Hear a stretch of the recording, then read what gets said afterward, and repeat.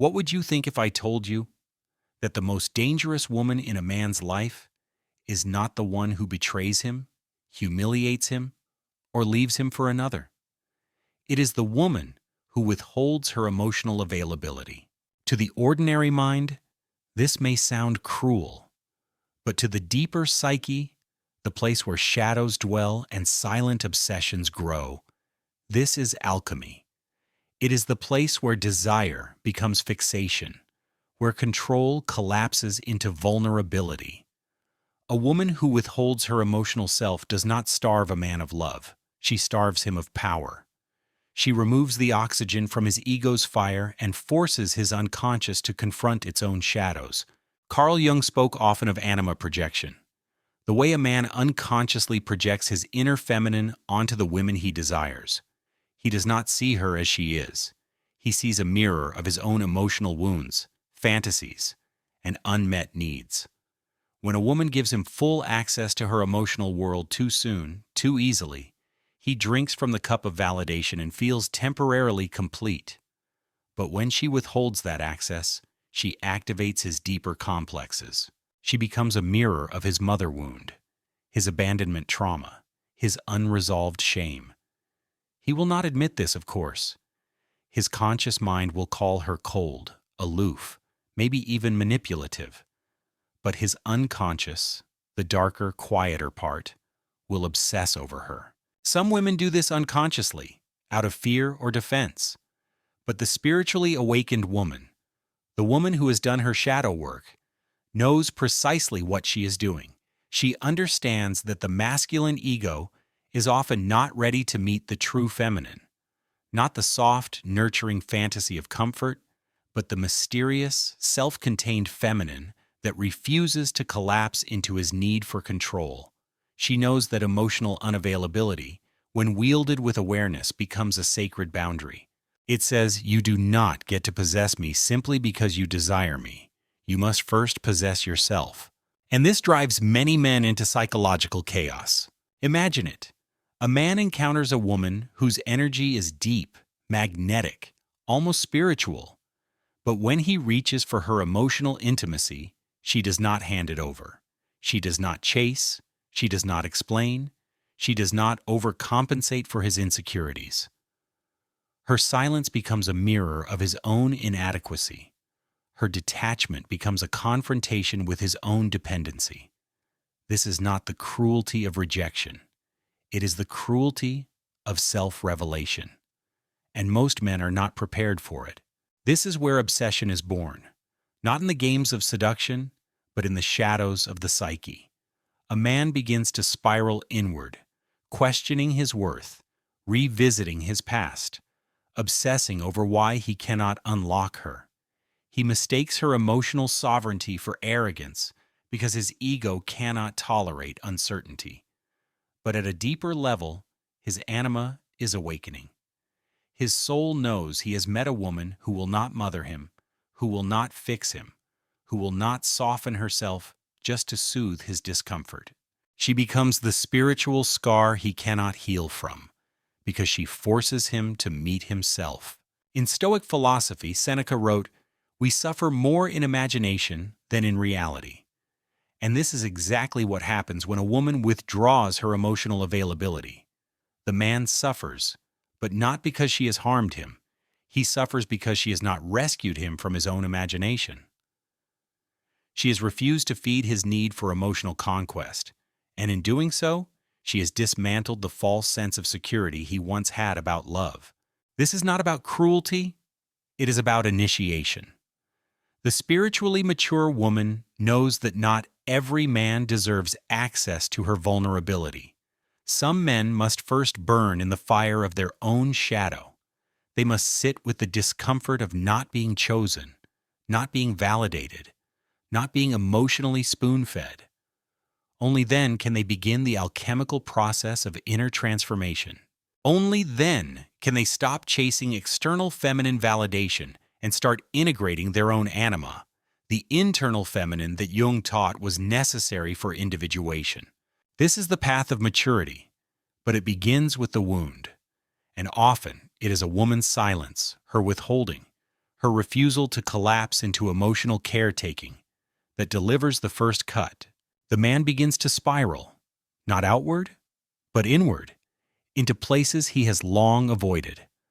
Her emotional detachment becomes a labyrinth in his mind, a place where echoes of past failures and repressed fears whisper louder than he can silence. He obsesses, not because she is cruel, but because she has become a symbol of everything he cannot control. In Jungian terms, she has stepped into the archetype of the untouchable anima, the high priestess of his unconscious, who offers no easy answers, no comfort, no rescue.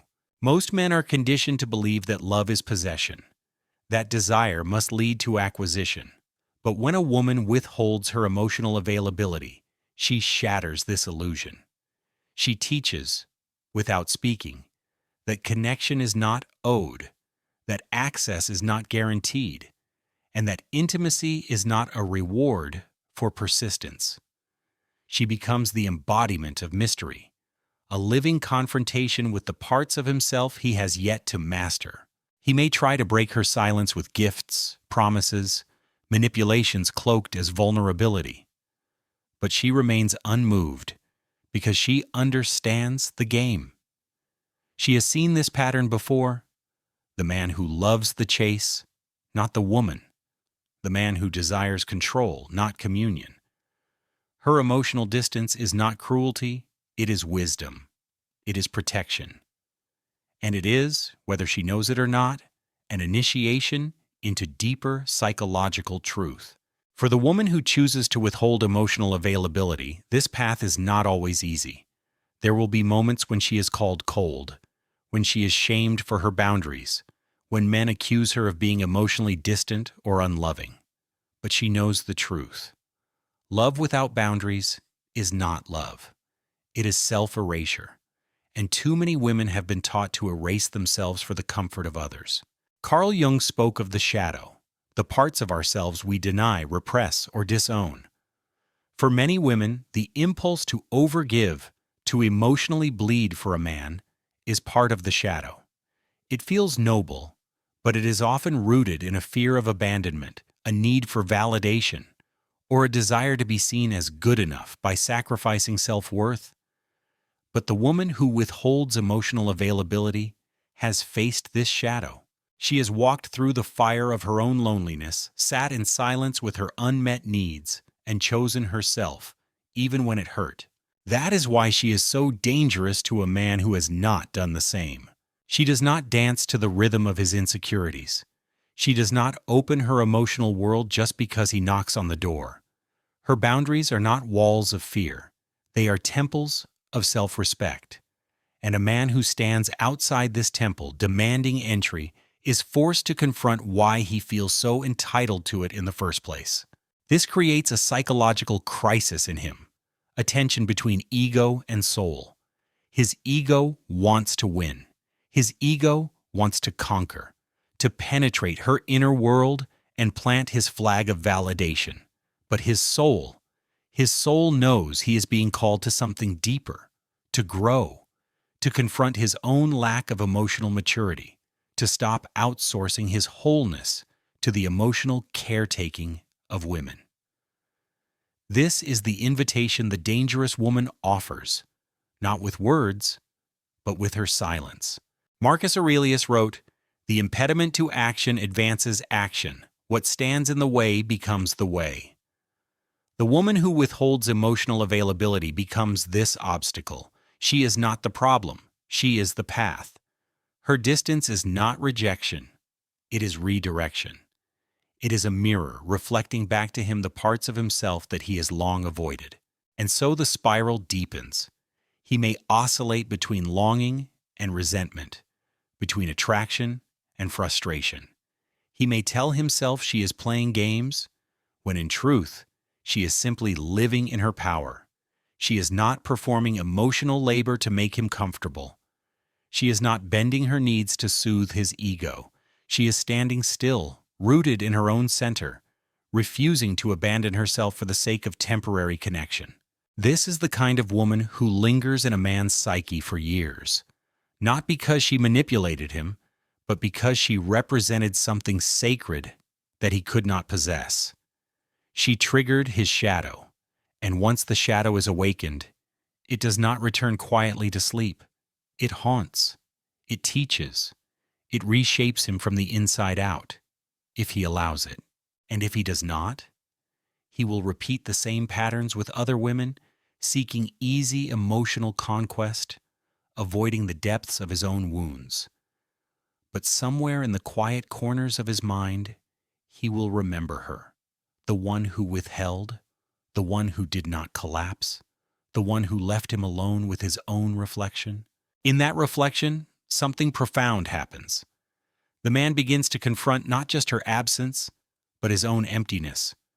Her emotional unavailability has exposed the hollow places within him, the spaces he had long tried to fill with external affection, control, and conquest. This is where obsession takes root, not because of her beauty or charm, but because she has stirred the ancient ache he cannot soothe.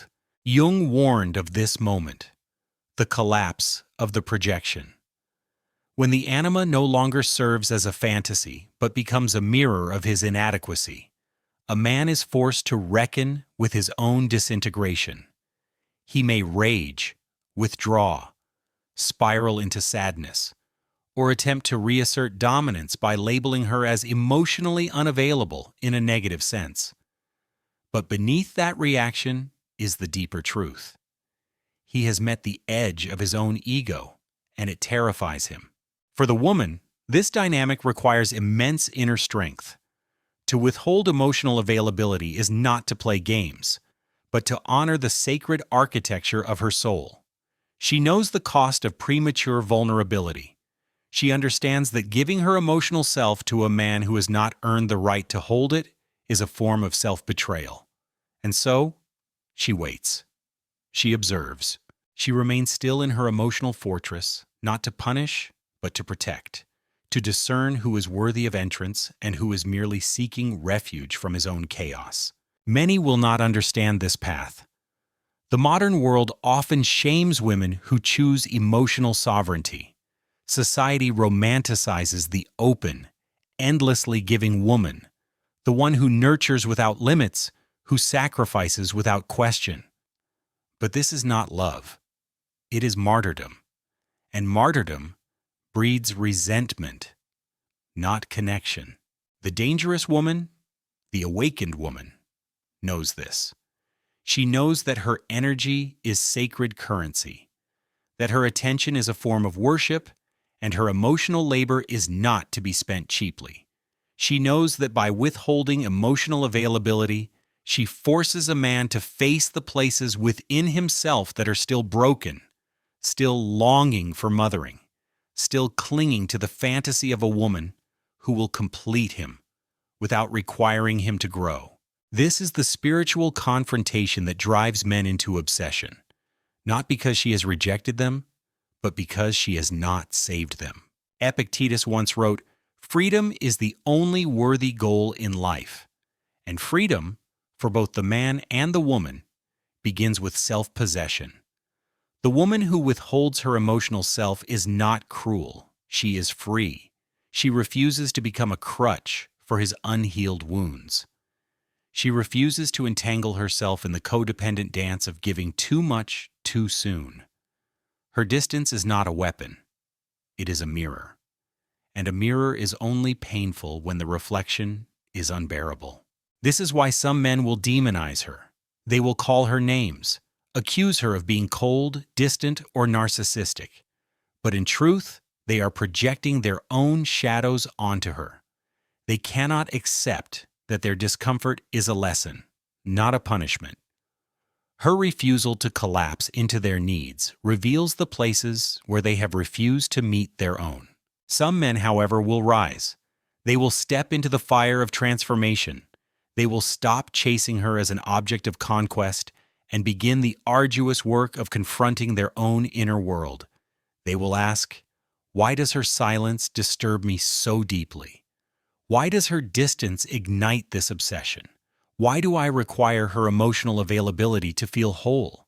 These questions mark the beginning of the individuation process, the path toward becoming a complete human being, rather than a fragmented ego searching for bandages.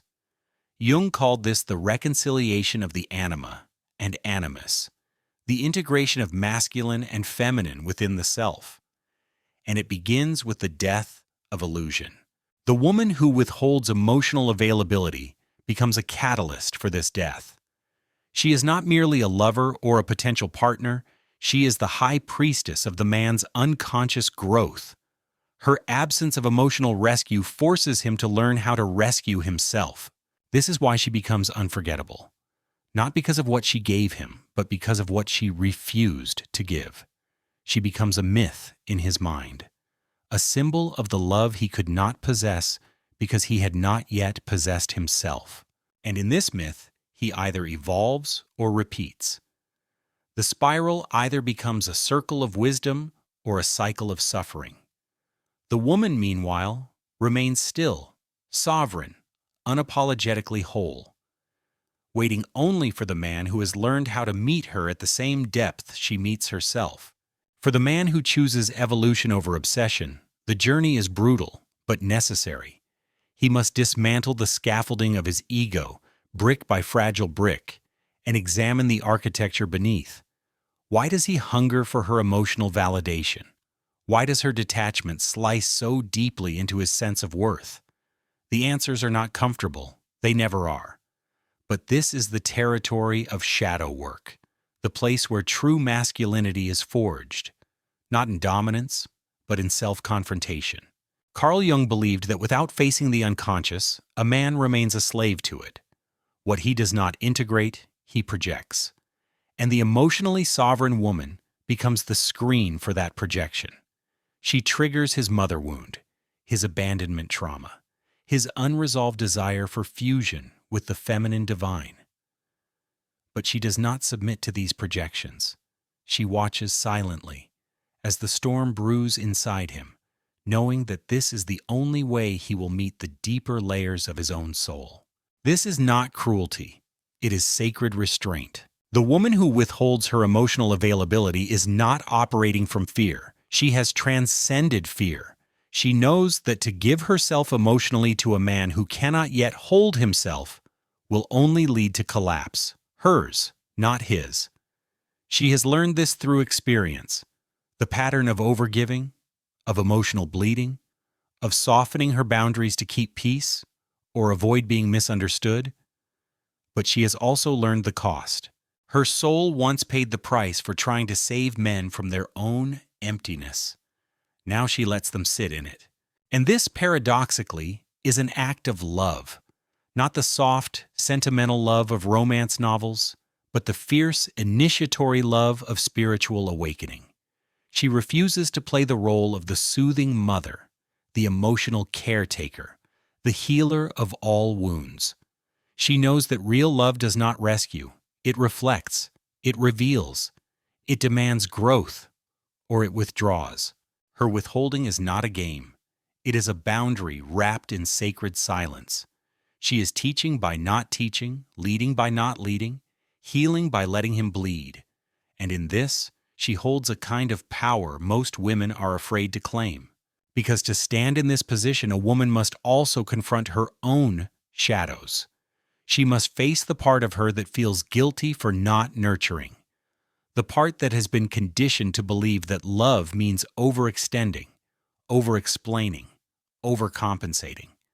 She must endure being called names, being misunderstood, being accused of coldness or cruelty, but she knows better.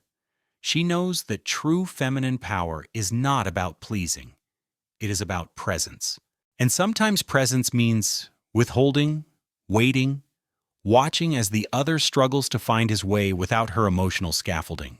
This is the dangerous psychology of the woman who chooses herself first. She has no desire to dominate, but she refuses to be dominated. She does not withhold to punish, but to protect. She understands that premature emotional intimacy is a kind of self-abandonment, a breaking of the covenant she has made with herself to stay whole, even in love, especially in love. And for the man, this is either devastation or initiation. His ego may interpret her distance as rejection, but his soul knows otherwise. His soul understands that this is a threshold moment, a call to stop chasing the external feminine and begin integrating the internal one. To stop seeing her as the solution to his emptiness and start becoming the man who can hold both his own shadows and hers without collapsing. Some men will not rise to this challenge. They will retreat, find another woman who overgives, and begin the cycle again, seeking comfort over transformation. But a rare few will step into the fire. They will do the work. They will stop asking for her emotional availability as a currency for their worth and start building their own. This is the alchemy of spiritual attraction. It is not about chemistry or romance. It is about evolution. The woman who withholds her emotional self becomes the crucible in which the man's old self burns away. If he stays in the fire, something new is born. Not dependency, but mastery. Not obsession, but depth. Not conquest, but communion. And the woman? She remains in her stillness, untouched by his chaos, unattached to his outcome. She knows that her power is not in being chosen, but in choosing. She chooses when to open, when to close, when to give, and when to withhold. This is not manipulation. It is sacred autonomy. In this sacred autonomy, the woman becomes not just an individual, but an archetype, a living embodiment of the deep feminine mystery that Carl Jung described as both terrifying and magnetic to the masculine psyche.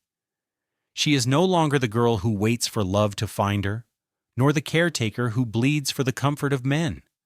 She is the threshold guardian, the keeper of emotional gates, the silent oracle whose refusal to collapse becomes a form of spiritual instruction. Men who encounter her often do not understand this consciously. They label her aloof, distant, or emotionally unavailable because they cannot decipher the language of her restraint. But unconsciously, they feel the pull, the gravitational force of a woman who cannot be conquered by charm, manipulation, or persistence. Her power exists in what she withholds, in the space she leaves unfilled. And in that space, a man is forced to confront his own internal void. This is where the masculine begins to evolve, not through comfort, but through crisis. He may remember the first time he encountered this type of woman. She did not respond to his emotional games. She did not offer excessive reassurance. She did not perform for his attention. Her silence was not passive. It was a presence, thick and potent, revealing every weakness he tried to hide. His usual tactics failed. His charm disintegrated in the face of her self-possession. And for the first time, perhaps, he realized he was not chasing her. He was running from himself. The spiritually dangerous woman is not dangerous because she harms him, but because she reveals him to himself. Her refusal to emotionally overextend forces him to sit in the discomfort of his own unresolved trauma. She does not soften the blow, she sharpens it by not rescuing him from it. This is the psychology of withdrawal, not abandonment, but ascension. She ascends from the roles society has carved out for women, the fixer, the healer, the emotional sponge. She ascends from the expectation that love means emotional sacrifice. And in this ascension, she forces him to look up, not at her, but at himself, reflected in her mirror of detachment. The Stoics would understand this perfectly. Marcus Aurelius wrote, "You have power over your mind, not outside events. Realize this, and you will find strength." But most men do not realize this when they encounter a woman who withholds emotional availability. They believe she is the problem. They believe if she would just open, explain, soften, everything would return to equilibrium. But equilibrium is not her goal. Evolution is. And for the woman, this is not a game of control. It is an act of love, though a love stripped of sentimentality. It is the love that says, I will not enable your stagnation. I will not sacrifice myself on the altar of your comfort. She knows her worth, and because of this, she does not barter her emotional availability for affection. She does not trade vulnerability for attention. Her love is not transactional. It is transformational, and transformation often begins in solitude. She walks through life with this awareness, sometimes feeling the weight of it. There are moments when she aches for connection, but she will not settle for false intimacy. There are nights when she remembers the ease of overgiving, but she chooses solitude over self-betrayal. This is the loneliness of the spiritually awakened woman, the loneliness of knowing too much, of seeing too clearly, of refusing to water down her boundaries for the comfort of men who have not yet earned depth. And yet she holds the line. She holds it because she understands the stakes. She has been on the other side of this story, drained, depleted, emotionally bankrupt from giving too soon, too much. She has learned that overgiving is not love. It is fear in disguise. Fear of being left. Fear of being unloved. Fear of being seen as too cold, too distant, too hard to love. But now she chooses a different fear. The fear of being misunderstood over the fear of being used. The fear of solitude over the fear of self-abandonment. The fear of being called dangerous over the fear of being drained. And in this choice, she becomes unforgettable. Not because she played the game of seduction, but because she refused to play at all. Not because she kept him close, but because she let him spiral into his own shadows, his own projections, his own psychological reckoning.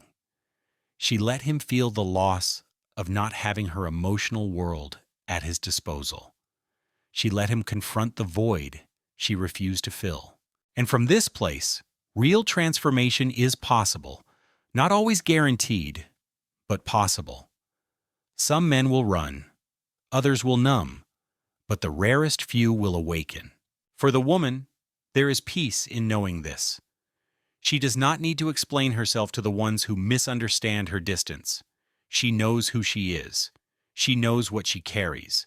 She knows the cost of her power, and she is willing to pay it. Because the woman who knows her worth doesn't chase, she chooses.